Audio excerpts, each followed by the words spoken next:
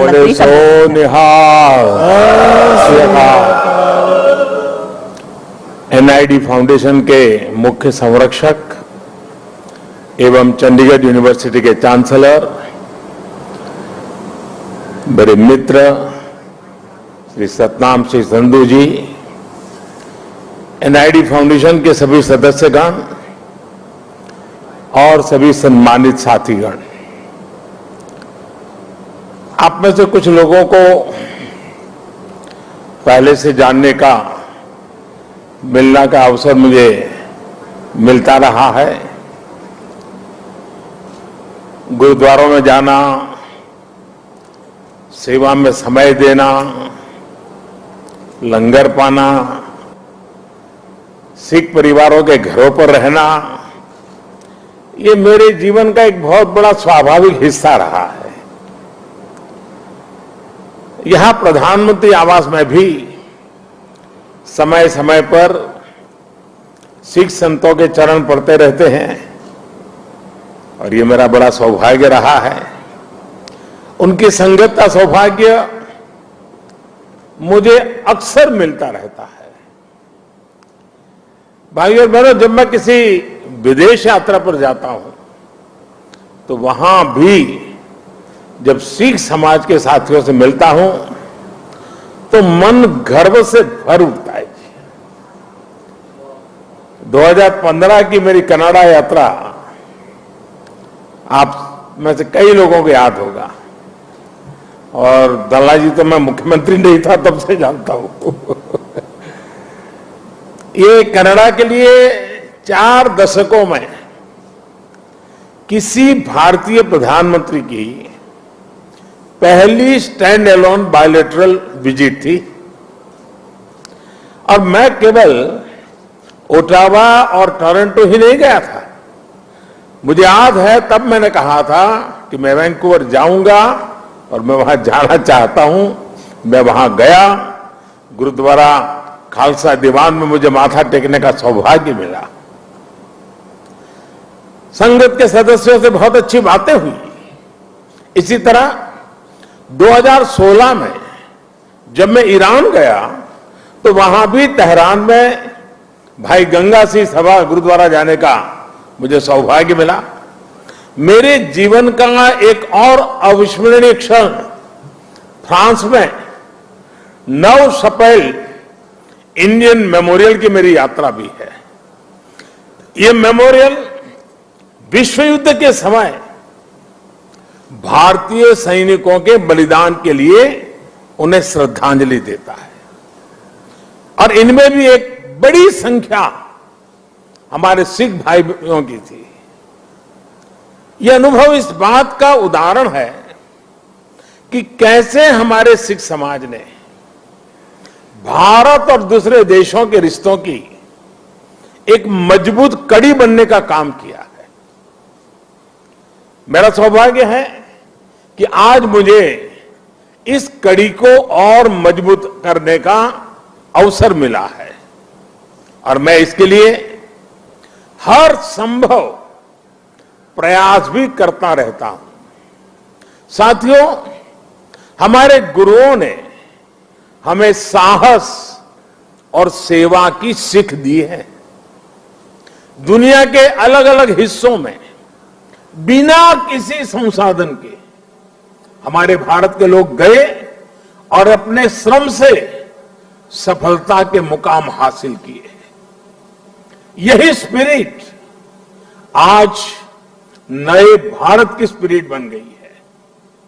नया भारत नए आयामों को छू रहा है, पूरी दुनिया पर अपनी छाप छोड़ रहा है। कोरोना महामारी का एक कालखंड इसका सबसे बड़ा उदाहरण है।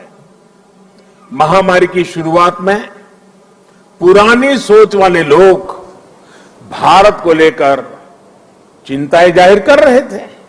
हर कोई कुछ न कुछ कहता रहता था, लेकिन अब लोग भारत का उदाहरण देकर के दुनिया को बताते हैं कि देखिए भारत ने ऐसा किया है। पहले क्या कहा जा रहा था कि भारत की इतनी बड़ी आबादी, भारत को कहां से वैक्सीन मिलेगी, कैसे लोगों का जीवन बचेगा, लेकिन आज भारत वैक्सीन का सबसे बड़ा सुरक्षा कवच तैयार करने वाला देश बनकर के आज उभरा है। श्री अकाल करोड़ों वैक्सीन डोज हमारे देश में लगाई चुकी है। आपको भी सुनकर गर्व होगा कि इसमें भी 99% वैक्सीनेशन हमारी अपनी मेड इन इंडिया वैक्सीनेशन से हुआ है। इसी कालखंड में हम दुनिया के सबसे बड़े स्टार्टअप इकोसिस्टम में से एक बनकर के उभरे हैं। हमारे यूनिकॉर्न्स की संख्या लगातार बढ़ रही है। भारत का ये बढ़ता हुआ कद, ये बढ़ती हुई साख, इससे सबसे ज्यादा किसी का सर ऊंचा होता है तो वो हमारे डायस्पोरा का है। क्योंकि जब देश का सम्मान बढ़ता है तो लाखों करोड़ों भारतीय मूल के लोगों का भी उतना ही सम्मान बढ़ जाता है। उनके प्रति दुनिया का नजरिया बदल जाता है। इस सम्मान के साथ नए अवसर भी आते हैं, नई भागीदारियां भी आती हैं और सुरक्षा की भावना भी मजबूत होती है। हमारे भारतीय डायस्पोरा को तो मैं हमेशा भारत का राष्ट्रदूत मानता रहा हूं। सरकार जो भेजती है वो तो राजदूत है, लेकिन आप जो है राष्ट्रदूत है। आप सभी भारत से बाहर मां भारती की बुलंद आवाज है, बुलंद पहचान है। भारत की प्रगति देखकर आपका भी सीना चौड़ा होता है, आपका भी सिर गर्व से ऊंचा होता है। परदेश में रहते हुए आप अपने देश की भी चिंता करते हैं, इसलिए विदेश में रहते हुए भारत की सफलता को आगे बढ़ाने में, भारत की छवि को और मजबूत करने में भी आपकी बहुत बड़ी भूमिका है। हम दुनिया में कहीं भी रहे, इंडिया फर्स्ट, राष्ट्र प्रथम हमारी पहली आस्था होनी चाहिए। साथियों, हमारे सभी 10 गुरुओं ने राष्ट्र को सबसे ऊपर रखकर भारत को एक सूत्र में पिरोया था। गुरु नानक देव जी ने पूरे राष्ट्र की चेतना को जगाया था, पूरे राष्ट्र को अंधकार से निकालकर प्रकाश की राह दिखाई थी। हमारे गुरुओं ने पूरब से पश्चिम, उत्तर से दक्षिण पूरे भारत की यात्राएं की। हर कहीं पर भी जाइए उनकी निशानियां हैं, उनकी प्रेरणाएं हैं, उनके लिए आस्था है।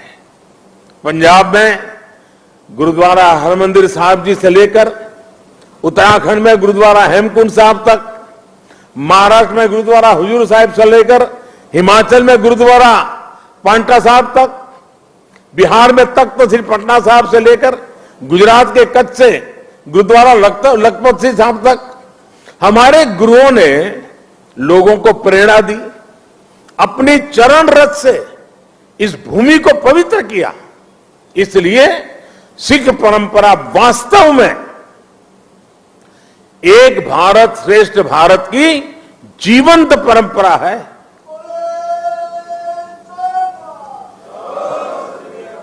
भाई और बहनों, आजादी की लड़ाई में और आजादी के बाद भी सिख समाज का देश के लिए जो योगदान है, उसके लिए पूरा भारत कृतज्ञता अनुभव करता है। महाराजा रणजीत सिंह का योगदान हो, अंग्रेजों के खिलाफ लड़ाई हो या जलियांवाला बाग हो, इनके बिना न भारत का इतिहास पूरा होता है, न हिंदुस्तान पूरा होता है। आज भी सीमा पर खड़े सिख सैनिकों के शौर्य से लेकर देश की अर्थव्यवस्था में सिख समाज की भागीदारी और सिख एनआरआई के योगदान तक, सिख समाज देश के साहस, देश का सामर्थ्य और देश के श्रम का पर्याय बना हुआ है। साथियों, आजादी का अमृत महोत्सव हमारे स्वतंत्रता संग्राम के साथ साथ हमारी संस्कृति और विरासत को सेलिब्रेट करने का भी अवसर है, क्योंकि आजादी के लिए भारत का संघर्ष केवल एक सीमित कालखंड की घटना नहीं है।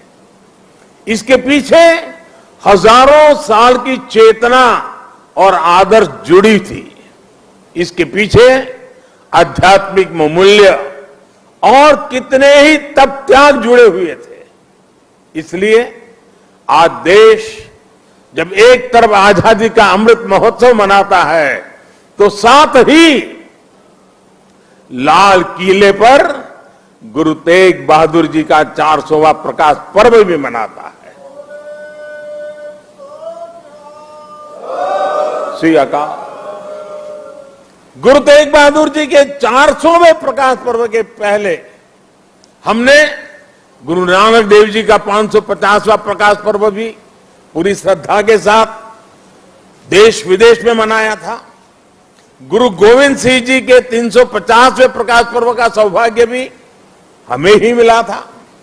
साथियों, इसके साथ ही इसी कालखंड में करतारपुर साहिब कॉरिडोर का निर्माण भी हुआ। आज लाखों श्रद्धालुओं को वहां शीश नवाने का सौभाग्य मिल रहा है। लंगर को टैक्स फ्री करने से लेकर हरमिंदर साहब को एफसीआरए की अनुमति तक, गुरुद्वारों के आसपास स्वच्छता बढ़ाने के लेकर उन्हें बेहतर इंफ्रास्ट्रक्चर से जोड़ने तक देश आज हर संभव प्रयास कर रहा है। और मैं सतनाम जी का आभार व्यक्त करता हूं। उन्होंने जिस प्रकार से वीडियो को संकलित करके दिखाया, पता चल सकता है कि पूरी श्रद्धा के साथ हर क्षेत्र में किस प्रकार से काम हुआ है। आप लोगों से समय समय पर जो सुझाव मिलते हैं, आज भी काफी सुझाव मेरे पास आपने दिए हैं। मेरा प्रयास रहता है कि उनके आधार पर देश सेवा के रास्ते पर आगे बढ़ता रहे। साथियों, हमारे गुरुओं के जीवन की जो सबसे बड़ी प्रेरणा है, वो है हमारे कर्तव्यों का बोध। आजादी के अमृत काल में देश भी आज कर्तव्यों को प्राथमिकता देने की बात कर रहा है।